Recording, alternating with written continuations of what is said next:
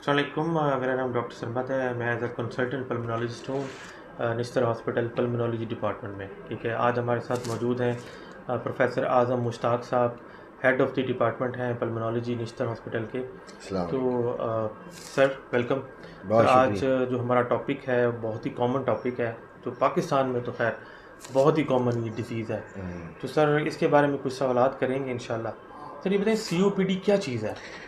जी, और बहुत अहम टॉपिक आपने छेड़ा है। COPD chronic obstructive pulmonary disease, लेकिन आम फहम हजरात के लिए बता दूं कि सांस की दायमी रुकावट, ठीक है, सांस की दायमी सोजिशी रुकावट, सांस की नालियों की। और ये ज़्यादातर सिगरेट्स पीने से और लंबे अरसे तक जब सिगरेट पी जाए उससे, उसके अलावा पोल्यूशन और लकड़ियों वाला चूल्हा, बायोमास फ्यूल जो जलाते हैं गोबर, और उससे जो क्रॉनिकली जा के सांस में वो सोजिश पैदा करता है, सोजिश पैदा करके रतूबत पैदा करता है और फिर रुकावट हो जाती है।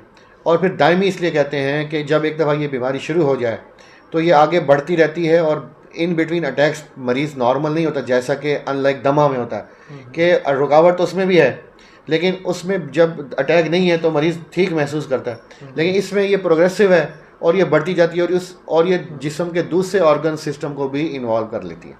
सही। अच्छा सर, हमारे पास पेशेंट्स आते हैं कि हमने तो सिर्फ 10 साल सिगरेट पी, हमने 15 साल सिगरेट पी। तो सर कोई ख़ास अमाउंट और क्वांटिटी है कि इसके बाद हम कहें कि चांसेस बढ़ जाते हैं COPD के? जी देखें, इसमें ना हम एक तो ये कि ये थोड़ी सी ना, कुछ लोग ये भी कहते हैं, मैं आपको इजाफा भी कर दूं कि हम तो 40 साल से पी रहे हैं, हमें तो नहीं हुई, तो दूसरे को कैसे हो गई। और तो इसमें अपने अपने हालात, जेनेटिक प्री डिस्पोजिशन, उस बंदे की अपनी अंदर की कैफियत वो भी असर डालती हैं। देखें, किसी को तो 20 साल में भी डेवलप कम होती है या नहीं होती, और किसी को 10 साल में भी हो जाती है।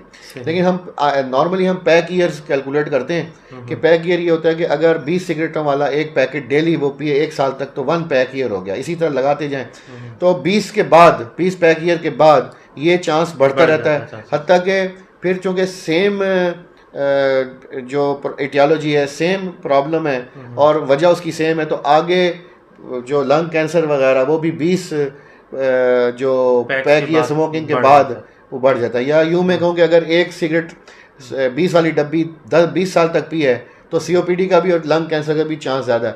और अगर 20 सिगरेटों वाली 2 डब्बियाँ पी हैं 10 साल तक तो भी पैक ईयर हो गए 20, तो 20 चांसेस ज़्यादा है। तो साल अहम नहीं है, डब्बी और अमाउंट जो पिया या हुक्का जो है। अब हुक्के की कोई ये कैलकुलेटेड नहीं है कि कितना धुआं जा रहा है, लेकिन एक जगह पे ये स्टडी हुई थी तो उनका ये ख्याल था कि 1 घंटा सिगरेट पीना जो है वो 50 सिगरेट पीने के बराबर है। हुक्का पीना? जी, हुक्का पीना, हुक्का 50 सिगरेट, 1 घंटा हुक्का 50 सिगरेट पीने के बराबर है। ठीक है, तो उस हिसाब से फिर हुक्के का तो कैलकुलेट कर लें, 1.5 साल में ही 2 साल बाद ही COPD का एलिमेंट शुरू होने का चांसेस है। सही। अच्छा सर, ये हमारे पास स्पेशली पठान पेशेंट्स वगैरह भी आते हैं दूर के, सर नस्वार, बीड़ा एडिक्ट, सर इनसे भी क्या COPD की चांसेस? जी देखें, ये ना थोड़ा सा डायरेक्ट तो फेफड़ों को एकदम नहीं जाता, लेकिन एक नस्वार और उसका एडिक्शन जो है टोबैको किसी भी फॉर्म में, और वो सांस में जब वो नस्वार खा रहे हैं, सिर्फ पठान ही नहीं, हम यहाँ पे हमारे लोग भी बहुत खाते हैं, दूसरे भी सारे खाते हैं, ठीक है, वो कहीं पठान भाई नाराज़ ना हो जाए। अच्छा, तो ये एक चूँकि हमारे सारे भाई हैं तो हमने उनको साथ लेके चलना है। तो देखें, वो जब सांस में साथ जाता रहता है तो वो जाहिर है कि प्रॉब्लम, और उसमें एक और एडिशनल मसला है, जो माउथ का अल्सर्स, माउथ का कैंसर, गले के कैंसर, वो भी उसमें ज़्यादा बढ़ जाते हैं। और फिर ट्रबल सम चीज़ भी बार बार थूकना, और वो तो उसको भी ऐसी आदत को भी छोड़ देना चाहिए।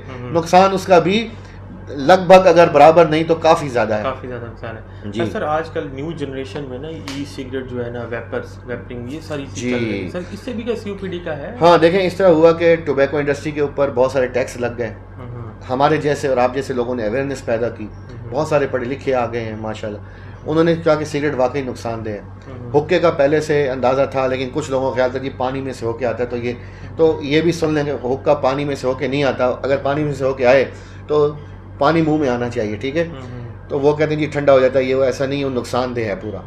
इसी तरह जब अवेयरनेस हुई तो लोगों ने स्मोकिंग कर दी कम, उसके बाद टोबैको इंडस्ट्री ने भी तो सर्वाइव करना था, उन्होंने दोबारा री अटैक किया in the form of e cigarette, flavoured cigarette, शीशा, हुक्का, वेप्स, ठीक है, ये सारे वाइस जो हैं आप बता रहे हैं। इनकी वजह से अब आप देखें कि जब जो बंदा इलेक्ट्रॉनिक सिगरेट पी रहा है तो कितना ज़्यादा धुआं बाहर होता है, तो एक पैसिव स्मोकिंग भी बहुत ज़्यादा है। और ई सिगरेट भी जो है पहले आए थे कि शायद छुड़ाने में मददगार हों, लेकिन देखने में यह आया कि ना उन्होंने छुड़वाया, बल्कि एक वो सिगरेट भी चल रही है या हुक्का, और ये अलग से लग गई एडिक्शन। तो ये इक्वली डेंजरस हैं और इनको अडॉप्ट नहीं करना चाहिए। छोड़ने के लिए छोड़ने के मुख्तलिफ तरीके हैं, वो आप हम रब्ता करें तो हम बता सकते हैं। कुछ च्युइंगम्स हैं, कोई और तरीके हैं, कुछ मेडिसन है जिसकी वजह से सिगरेट आपको पीने की डिज़ायर या ख्वाहिश ही नहीं होती या कम हो जाती। लेकिन उसके लिए पहले ज़रूरी है कि विल पावर हो कि मैं छोड़ने को तैयार हूँ, और फिर वो थोड़े जो 10-12 दिन साइड इफ़ेक्ट आते हैं जैसे कब्ज़ है, इरिटेशन है, उसको बर्दाश्त करने के काबिल हो और वो छोड़ने के बाद हमारे पास आए तो फिर हम हेल्प करते हैं। अगर वो कहे जी मैंने 1 महीने के बाद छोड़ना और आप अभी से गोली दे दें तो ऐसा नहीं है, पॉसिबल नहीं है जी। तो एक बड़ा अच्छा ये मैसेज सर ने दिया है कि सिगरेट आप छोड़ सकते हैं, we can quit swimming smoking if we have will. अगर हम अंदर अगर कुव्वत है हमारे अंदर छोड़ने की तो इंशाल्लाह हम छोड़ सकते हैं। साथ में फिर हेल्पिंग के लिए च्युइंगम्स भी हैं, कुछ मेडिसिन भी होती हैं, फिर साथ में इनकी जो है ना सेशंस होते हैं काउंसलिंग के, ये सारी चीज़ें होती हैं, तो इसमें आप छोड़ सकते हैं सिगरेट। अच्छा सर, ये दमा और COPD में जो मेजर डिफरेंस है, हम क्या हर बंदा तो कहता है दमा हो गया। जी जी जी, देखें मैं इसको करेंगे आम बंदों के लिए मैं ये कहता हूँ कि जो दमा तो अक्सर लोग जानते हैं, सांस की तंगी, सीटियाँ बजना, सांस में रुकावट, सांस लेने में दुश्वारी, ज़रा सा चलने से सीटियाँ, सांस में तंगी, और जब अटैक ज़्यादा हो तो बहुत ज़्यादा प्रॉब्लम होती है और बाज़ दफ़ा एडमिट करके टीके, नेबुलाइज, ये सारा करना पड़ता है। उसके अलावा उसको इन्हेलर इस्तेमाल करने पड़ते हैं लगातार यूज़ वाले। जो COPD है तो वो जब डेवलप हो जाती है तो उसमें सोजिश इसी तरह अलामतें तकरीबन हुई हैं, सिवाय इसके कि बलगम का इजाफा हो जाता है उसमें, और वो जिस्म के दूसरे हिस्सों को बड़ी जल्दी असर डालती है। उसमें भी सांस की रुकावट होगी, तंगी होगी, हत्ता कि ये पोजीशन आती है कि कपड़े बदलते हुए भी मरीज सांस जो है ना उसको चढ़ने लग जाता है, और फिर सिलेंडर पे आ जाता है। सिलेंडर ख़त्म होता है तो बंदा कहता है यार कौन बार बार भरवाए, महंगा भी है। फिर कंसनट्रेटर पे आ गया, मशीन जो हवा में से करके देती है वो 1.5-2 लाख की है, फिर उससे भी वो 8 लीटर तक मैक्सिमम पर मिनट देती है, फिर वो भी फेल हो जाता है और आखिरकार फेफड़े फेल हो जाते हैं। तो ये तो दोनों में कॉमन हो सकता है। लेकिन COPD में एक दफ़ा ये है कि जब ये बीमारी शुरू हो जाए एक दफ़ा, क्योंकि सोजिशी बीमारी है, सोजिश है और वो प्रोग्रेस करती है, स्मोकिंग छोड़ भी दें तो प्रोग्रेस करती है, लेकिन इसका ये मतलब नहीं कि स्मोकिंग ना छोड़ो। अब छोड़ने से कुछ फ़ायदा ज़रूर होता है कि आगे कैंसर के चांसेस या अलामतें ज़रा कुछ कम हो जाती हैं, लेकिन वो भी डिजीज़ अंदर रहती है। उसके लिए लॉन्ग टर्म जो है इनहेल्ड किस्म की सांस खोलने वाली अद्वियात चाहिए होती हैं। इसमें बाज़ दफ़ा इनहेल्ड स्टीरॉइड नहीं चाहिए होते हैं, और इसमें अंदर जबकि भी किसी वक्त जैसे एलर्जन होता है, एक्सपोज होता है बंदा, सीजनल वेरिएशन सारी आती है, वो एस्थमा में होता है ज़्यादा कि सीजनल मट्टी, डस्ट, गर्दो गुबार से, पोलन से वो बढ़ा फिर ठीक होता है, हो जाता है, रेनाइटिस हो गया, छींकें साथ हैं। COPD में ज़रा अलग है, ये सारा साल एक जैसा रहेगा या बढ़ता रहेगा, ठीक है। या अगर किसी को स्टेबल भी हुआ है तो वो दमे की तरह नहीं, वो एक्यूट एक्सरबेशन आती है, फिर उसमें जो है ना डॉक्टर का और पल्मोनोलॉजिस्ट की महारत का कुछ दखल है कि वो पता चला देता है कि एस्थमा नहीं है और COPD है। और बाज़ दफ़ा एस्थमा और COPD दोनों थोड़े थोड़े मौजूद होते हैं, उसको ओवरलैप कहते हैं हम, वो भी हम लोग जज कर लेते हैं। कुछ सांस के टेस्ट हैं, कंप्यूटराइज टेस्ट हैं, स्पायरोमीट्री जिसको कहते हैं, फूंक मार के वो नालियों की सोजिश पता चलती है। और दमा में जो है वो सुबह और शाम पीक फ्लोमीटर करके पता चलता है कि सुबह में और शाम में कितना फ़र्क है।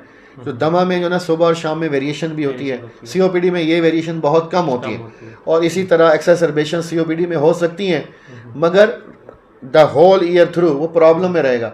एस्थमेटिक में अक्यूट अटैक आ सकते हैं, बट इन बिटवीन वो नॉर्मल रहता है। तो ये फ़र्क है, लेकिन दोनों में ही एलर्जन अवॉइडेंस, मट्टी डस्ट से बचना, सिगरेट से बचना, घर के जो कालीन है उसमें हाउस डस्ट माइट होते हैं उससे बचना, मास्क का यूज़ करना, पोल्यूशन, फॉग, स्मॉग, इनसे बचना दोनों में ही कारगर है। लेकिन COPD में डेफिनेटली सिगरेट छोड़ना, और अगर सिगरेट के अलावा भी काजेज़ होती हैं जैसे लकड़ी वाला चूल्हा या पोल्यूशन, उसको अवॉइड करके बेहतरी हासिल की जा सकती है।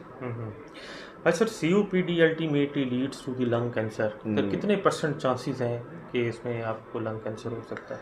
देखें, COPD इटसेल्फ लंग कैंसर को लीड हम यूँ कह सकते हैं, चूँकि इटियोलॉजी यानी कि सिगरेट स्मोकिंग या वो सेम है, उसका भी वजह और उस COPD की वजह।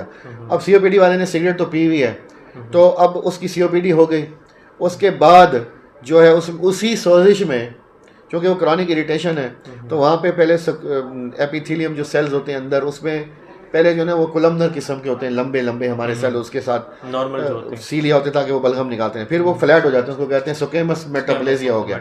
और ये तकरीबन एवरी COPD में स्क्वेमस मेटाप्लेजिया तो आप सस्पेक्ट कर सकते हैं। उसमें से सम 10 to 20% they may develop into bronchogenic carcinoma, ठीक है, जो स्क्वेमस मेटाप्लेजिया वाले हैं, ठीक है।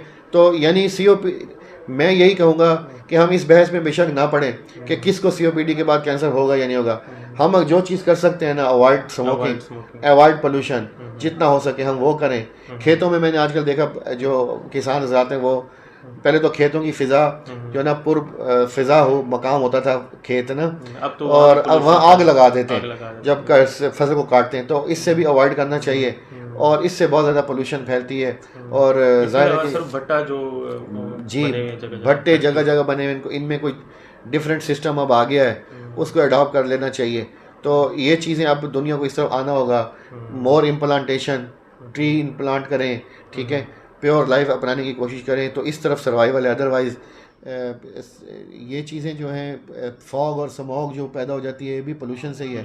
और ये आई स्किन और हत्ता के जो प्लास्टिक है और दीवारें हैं सीमेंट, इस तक को नुकसान पहुंचाती है। तो what the talk of human body. सही, ठीक है। बड़ा अच्छा प्रोफेसर साहब ने एक्सप्लेन किया। बस आखिर में एक मैसेज जो आप देना चाहते हैं जो सिगरेट पीते हैं, स्पेशली जो उन लोगों के लिए, जो सिगरेट पीते हैं वो बिल्कुल परेशान ना हो। वो कोई एक उनकी एडिक्शन हो गई है, वो कोई जुर्म नहीं कर रहे, लेकिन वो एक बहुत बड़ी गलती कर रहे हैं। तो उसको हम वो छोड़ने में, अगर कोई प्रॉब्लम है उसको एक तो छोड़ दें, विलिंग बनाएं।